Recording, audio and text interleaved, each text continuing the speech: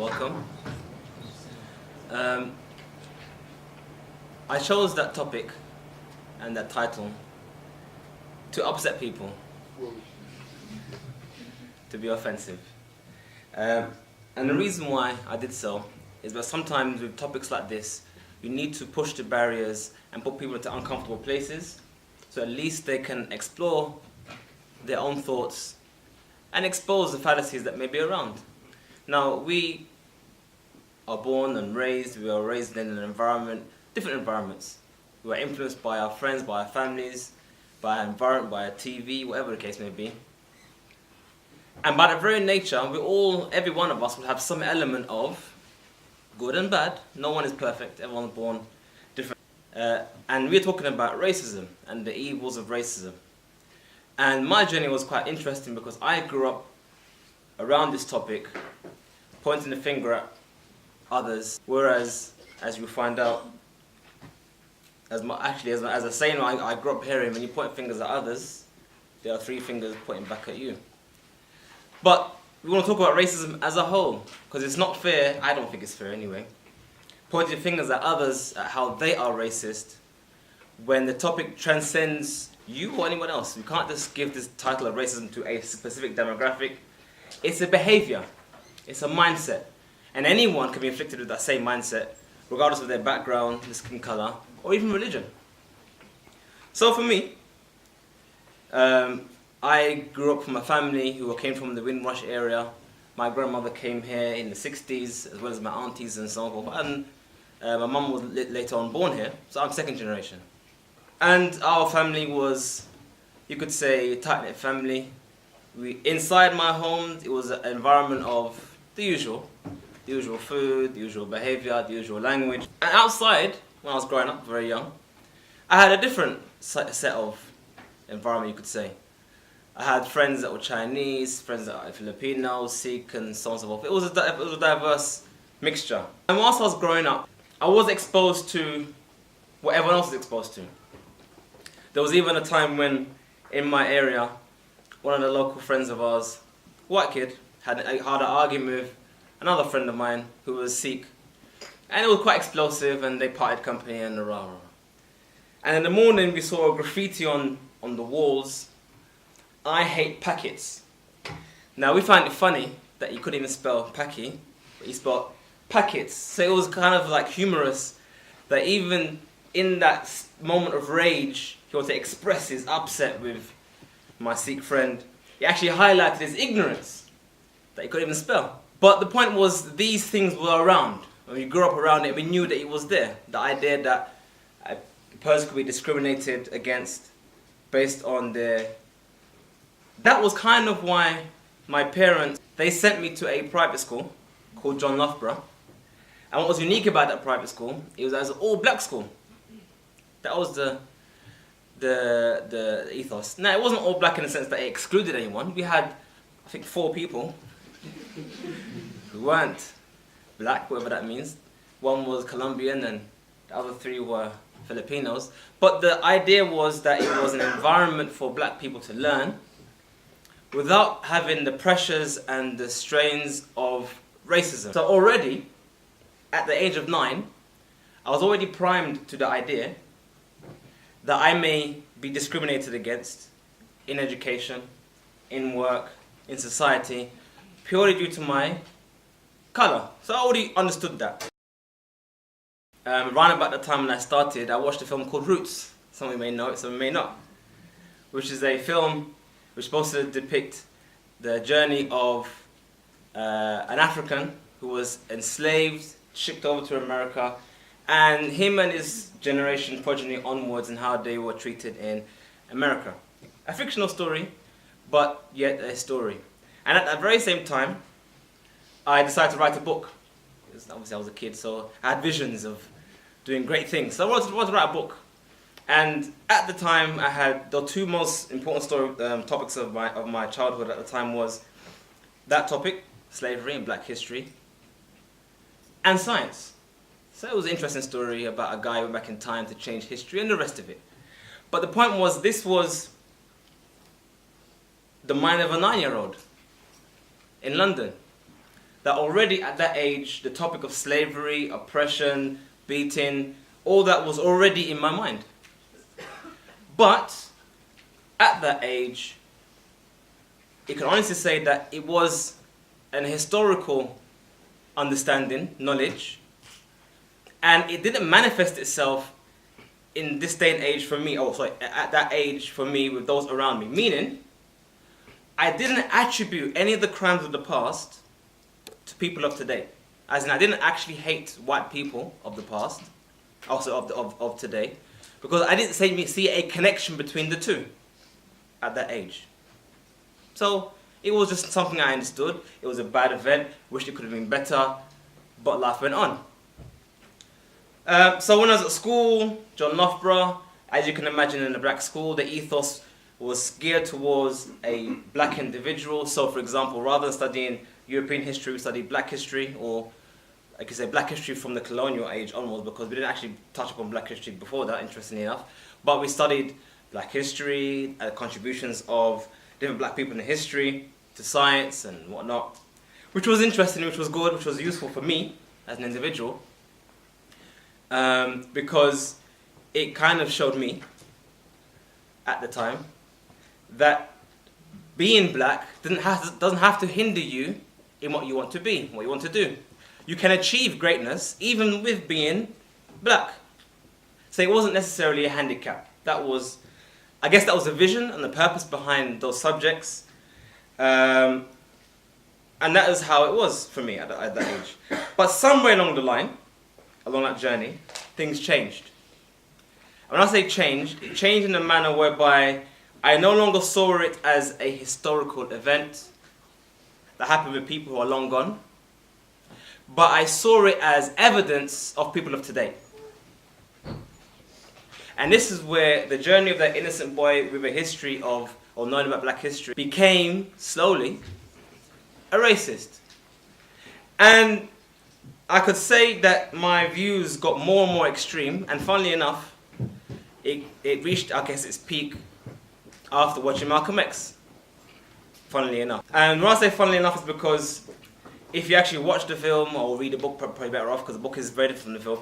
If you actually read the book, you find, or I find anyway, that the actual message was at the end of the book. As in when he went to Mecca and he saw things differently, not the message at the beginning. And technically speaking, we're talking about a person who was very aggressive in his early days, very militant, and I shared those militant views. I had views of it being prohibited, not prohibited, but it being not a good thing for interracial relationships, and that fundamentally the white man was evil, and so on and so forth. And I justified that the same way that others justified the same thing. Look at the history, look at colonialism, look at. But essentially what I was doing is they take previous sins of those who have passed by and they transplant it to people who are alive today. That's essentially what they do. I was a bit different than others, is that I considered everyone who was not white black. That's a funny one. But the reason behind that was because for me it was an issue of us versus them. As in they oppressed us, the white man, and white man oppressed everyone, the non-white. So therefore, anyone who was non-white was technically black. It's logical, it makes sense. And there was one part about that film which you could kind of emphasize, I would say, where I was at that time, was when a white woman came to Malcolm X and said, "How can I help your cause? I really love your cause. I feel the plight, I feel the pain. How can I help you?" And he said, "You can't." And the reason why I said that was simple. Because fundamentally, at your core, you are evil. So how could you help?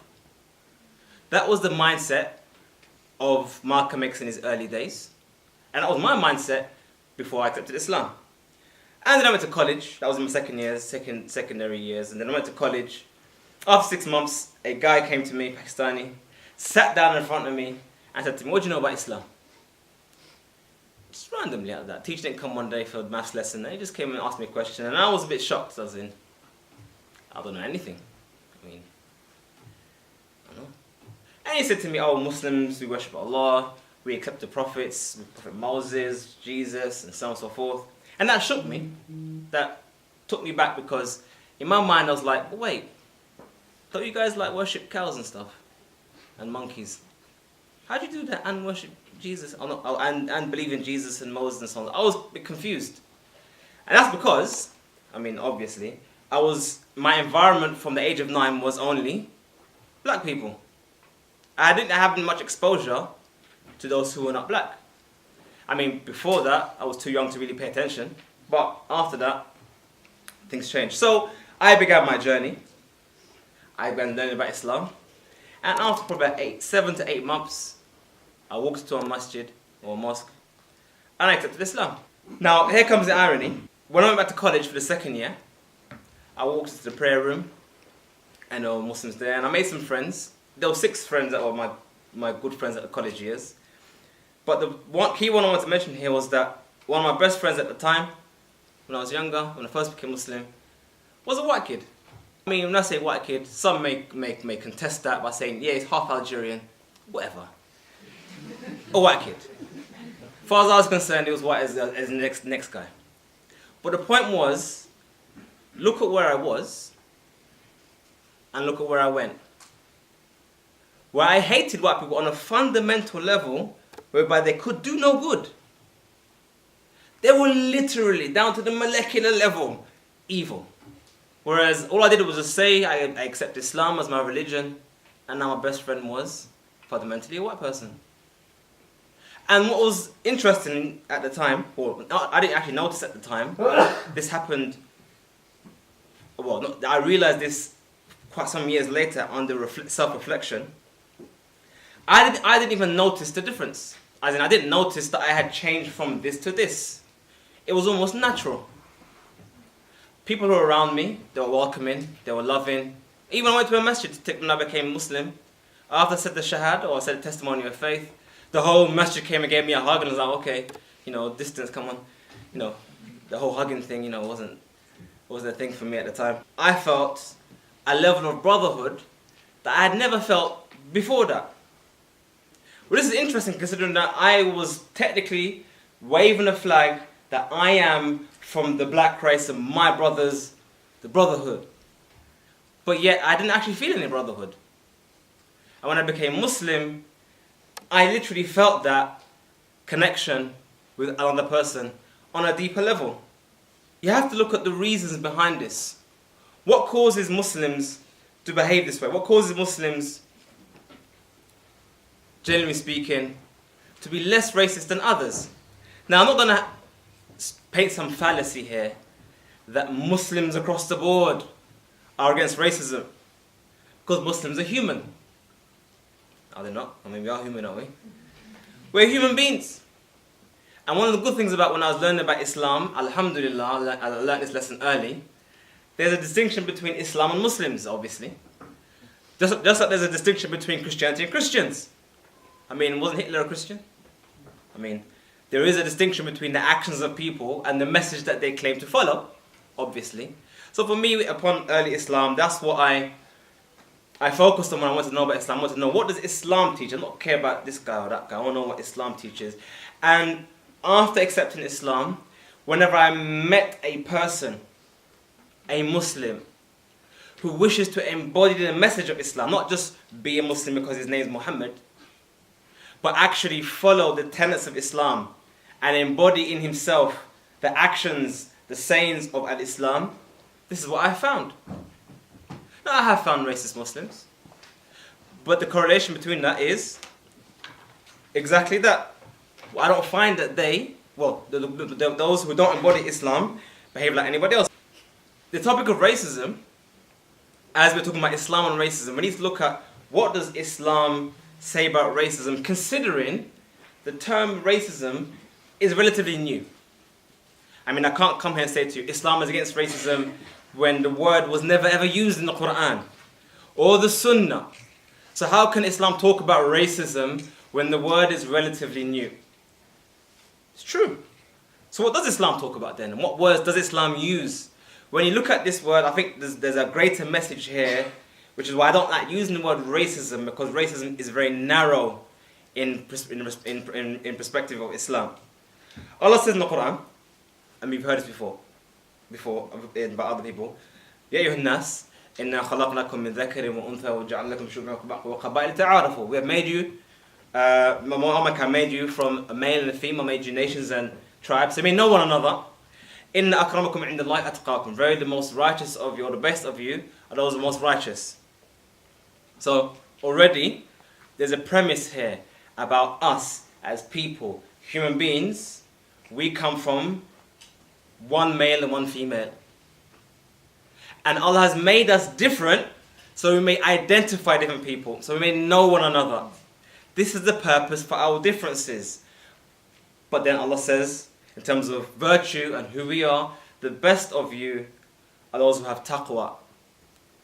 Those who have piety, as Brother Lucy translated earlier on.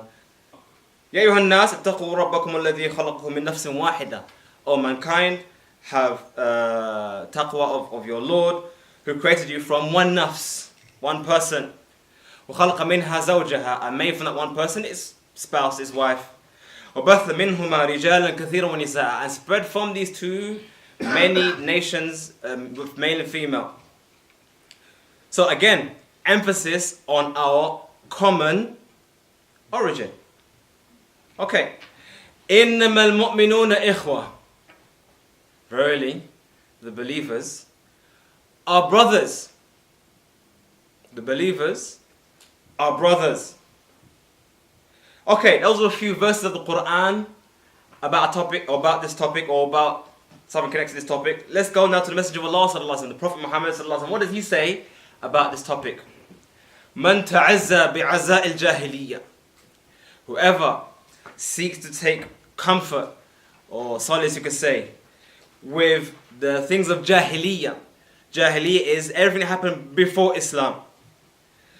فَأَعْضُوهُ, or another narration, أَعْضُوا بِهَنِي أَبِيهِ. Then let him bite down on his father's, you know what I mean?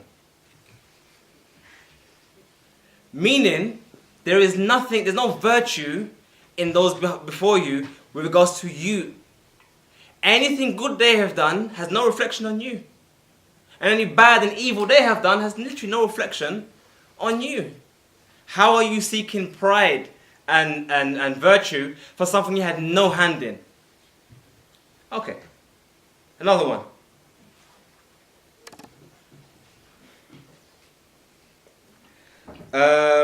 يا أيها الناس إن ربكم واحد. O mankind, verily your Lord is one.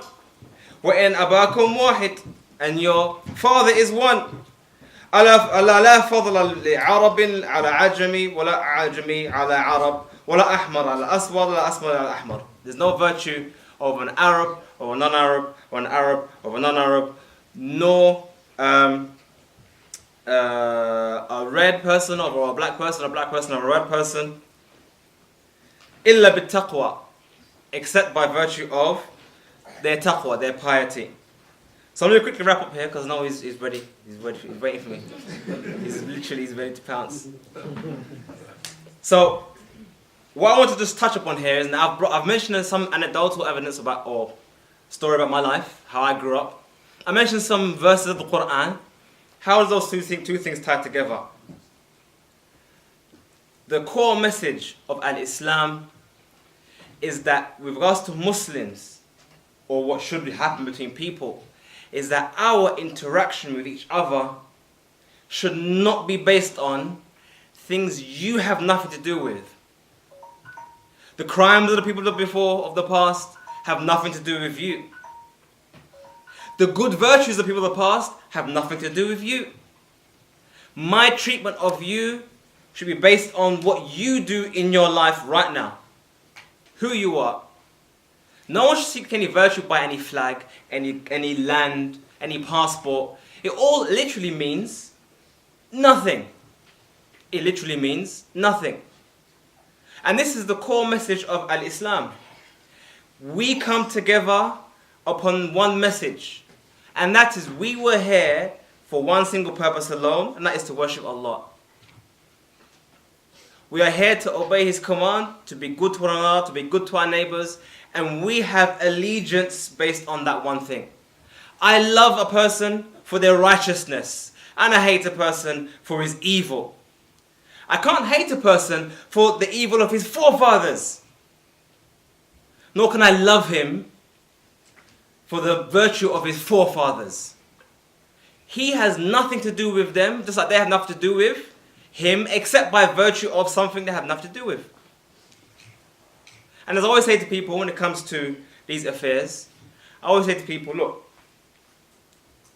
we need to start focusing on things we can change, which is our behavior, our character, how we behave, and start overlooking the things we have no action, no control over. Who you were born to, what family you belong to, what passport you have, by virtue of where you're born, has nothing to do with you. It was just qadr, it happened.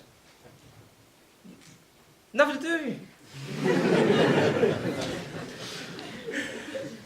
And this is why when people mention the issue of Islam and racism, why we are here to say that Islam is against racism, we're not trying to say that by some funny sleight of hand, by making some random verses fit the narrative which is prevalent in this country. We're here to say that literally, at the core of Al-Islam is exactly that.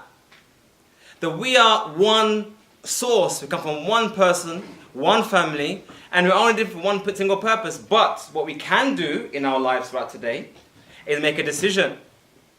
Will I live a life of sin and transgression and evil? Or will I change that and live a life of piety and righteousness and good? On that note. On that note. I want more.